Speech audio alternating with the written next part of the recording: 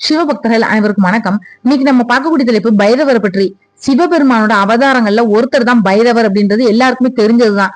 அதனாலதான் எல்லா சிவாலயங்களும் பைரவருக்கு அப்படின்னு தனியா ஒரு சன்னதி இருக்கும்.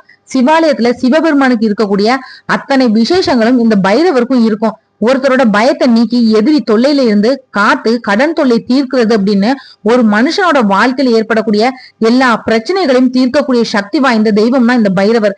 அத்தகைய பைரவரை நாம எந்த கிழமையில எப்படி வழிபட்டா என்ன பலன் நமக்கு கிடைக்கும், இத பத்தி தொடர்ந்து பார்க்கலாம். முதல்ல ஞாயிற்றுக்கிழமைகள்ல பைரவரை ராகு கால நேரத்துல வழிபடணும். அப்படி வழிபடுறப்போ வடைமாலை சாட்சி ருத்ராபிஷேகம் செஞ்சா பணப்பிரச்சனை கடன் பிரச்சனை தீர்றதோட திருமண தடைகள் நீங்கும். இதோட பைரவருக்கு முந்திரி மாலையும் புனுகும் சாட்சி வழிபட்டா பலவிதமான நன்மைகள் கிடைக்கும்.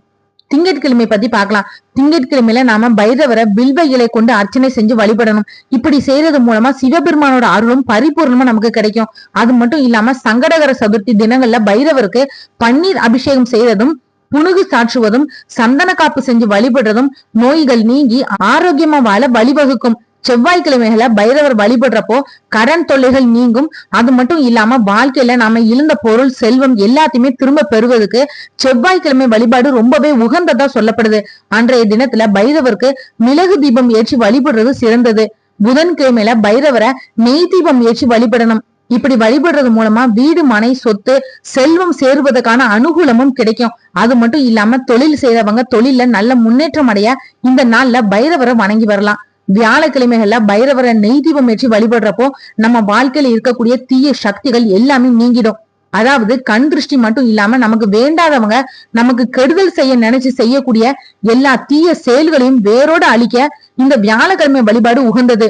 வெள்ளிக்கிழமையில பைரவரை வில்வ இலை கொண்டு அர்ச்சனை செய்யறதும் வில்வ மாலை கொண்டு வழிபாடு செய்யறதும் நம்மளோட வாழ்க்கையில சகல செல்வத்தையும் பெறுவதற்கு வழிவகுக்கும். சனி பகவானோட குரு தான் இந்த பைரவர்.